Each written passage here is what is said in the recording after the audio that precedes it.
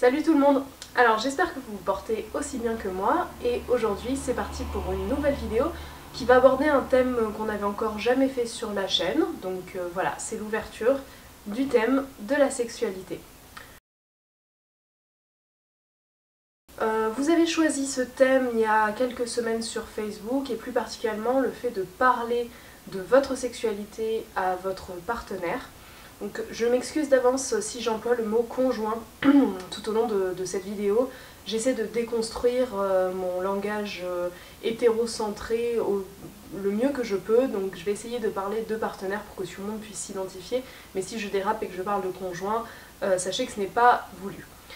Alors, je vous ai fait un petit sondage sur Instagram en story, d'ailleurs vous retrouvez l'adresse de la page juste en barre d'infos. Je vous demandais si vous parliez souvent de sexe en couple, à quel moment de votre vie vous avez commencé à aborder ces questions-là. Voilà, j'essayais de tâter un petit peu le terrain pour savoir si parler de sexualité dans son couple était quelque chose qui était toujours perçu comme étant un peu tabou ou si ça avait un petit peu évolué. Avant de vous donner les résultats de ce sondage, donc je me permets de vous dire que si j'aborde le thème de la sexualité aujourd'hui, c'est parce que dans ma formation de doula, on a parlé évidemment de sexualité pendant la grossesse, qui est quand même l'un des points clés qui peuvent être amenés à être abordés lorsque l'on accompagne un couple parental.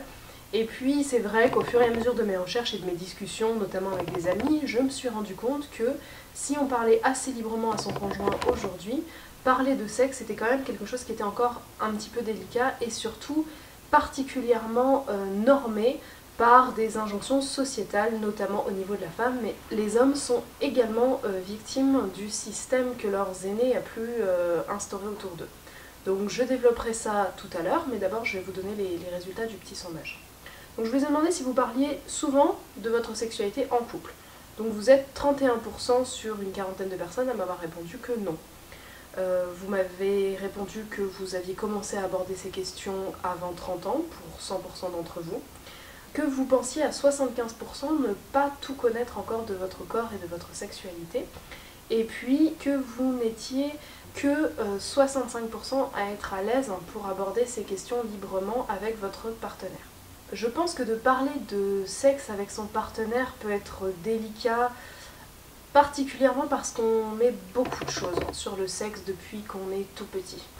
Il y a une notion de performance particulièrement élevée, ne serait-ce que chez les garçons qui pensent déjà dès assez petits que la taille de leur pénis va définir la qualité de leur rapport sexuel, ce qui est éminemment faux. Chez les femmes, on parle du sacro-saint orgasme comme étant un peu l'objectif à atteindre au moment de tout rapport sexuel.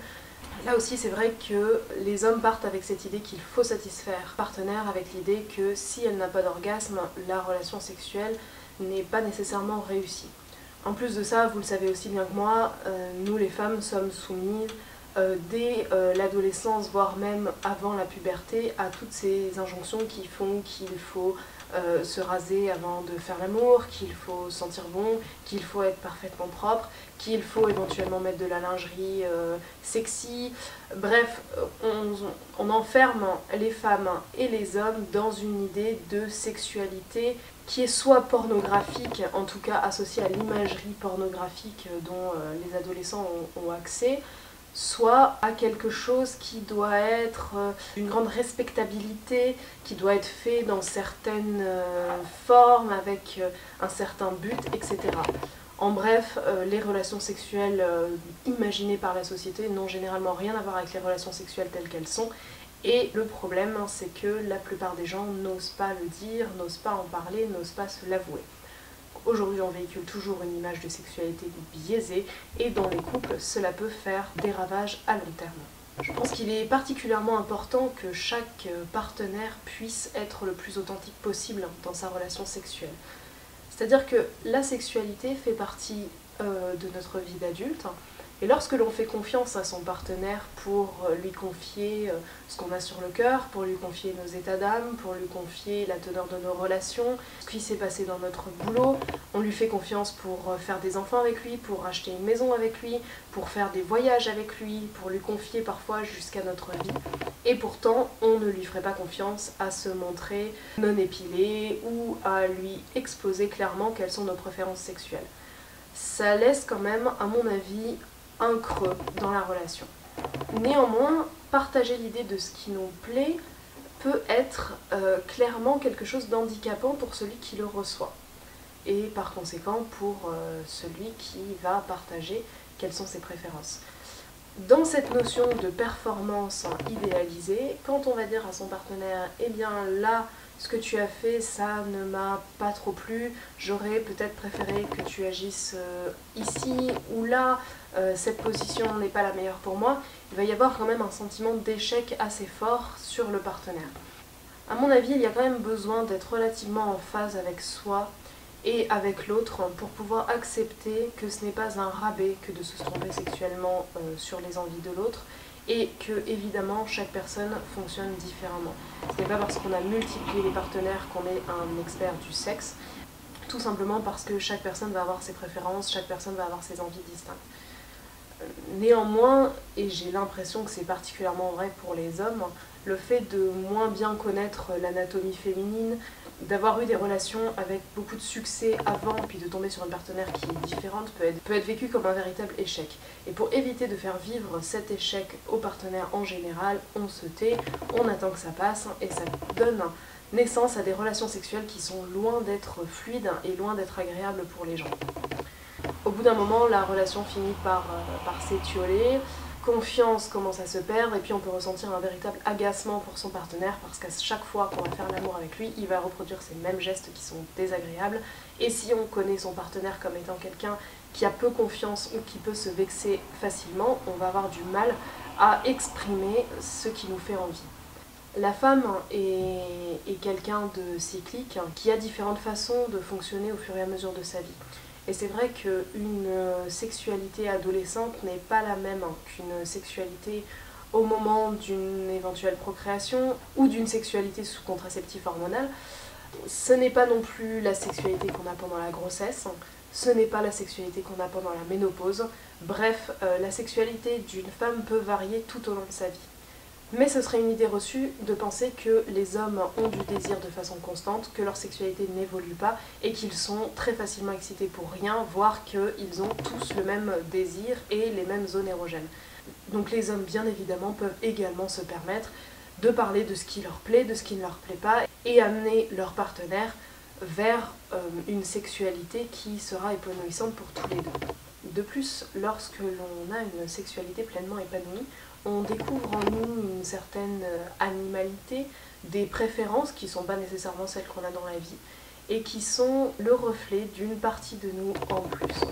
Si le partenaire ne connaît pas cette partie de nous, alors il connaît comme étant quelqu'un d'incomplet et c'est vrai que cette relation privilégiée qu'on va avoir avec lui peut être ternie au fur et à mesure du temps par les non-dits. Je pense qu'avant d'en parler à l'autre, lorsqu'on a des relations sexuelles les premières fois avec un partenaire, ou même que la relation ou la sexualité change au fur et à mesure du temps dans un couple, on peut être amené à diriger son partenaire sans être obligé nécessairement d'utiliser des mots.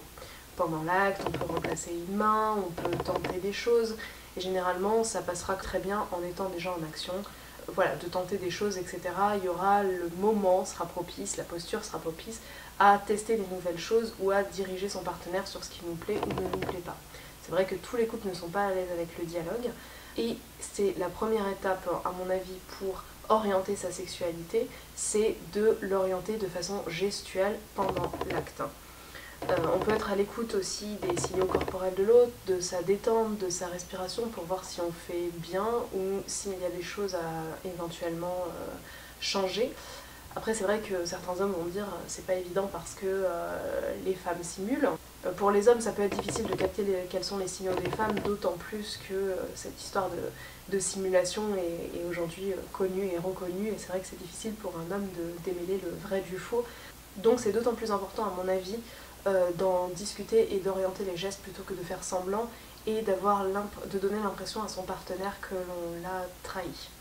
Je pense qu'il est important en tant qu'individu de pouvoir se libérer sexuellement et de pouvoir libérer son corps dans une autre relation.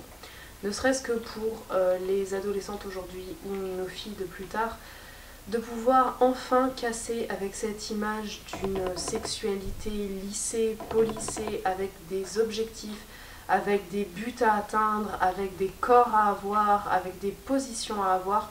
Je pense que tout ça peut vraiment nuire à l'aspect qu'on a de son propre corps, de sa propre estime de soi, nuire aux relations et nuire globalement aux relations que les gens ont les uns avec les autres.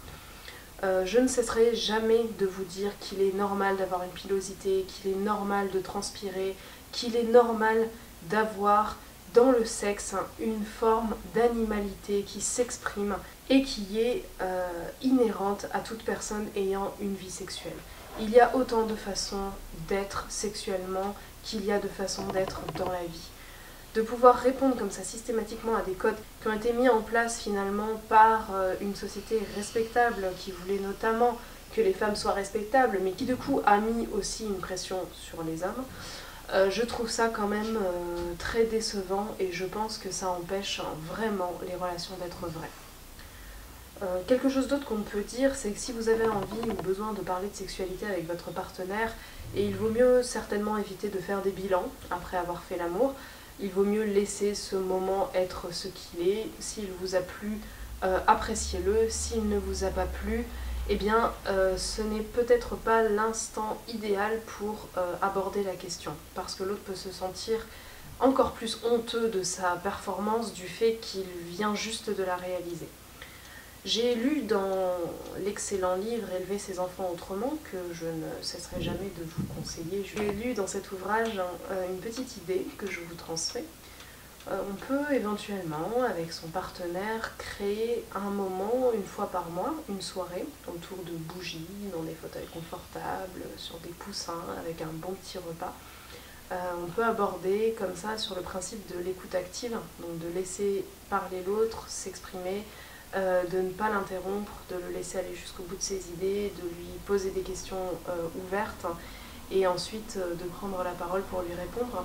Donc sur ce principe-là, évoquer ces problématiques de sexualité, ces problématiques de couple, ces problématiques que vous pouvez avoir en tant que parent ou alors tout simplement dans votre vie quotidienne. C'est un moment privilégié où chacun sait qu'il est là pour s'écouter et en plus si vous savez que vous avez ce temps qui est dédié expressément à ça dans une semaine, dans 2 semaines, etc. Ça pourra éventuellement éviter des reproches de sortir sur le coup de la colère et vous dire bon j'ai quelque chose à lui dire, j'ai un temps pour lui dire et ce temps est consacré à ça et fait généralement beaucoup mieux passer le dialogue.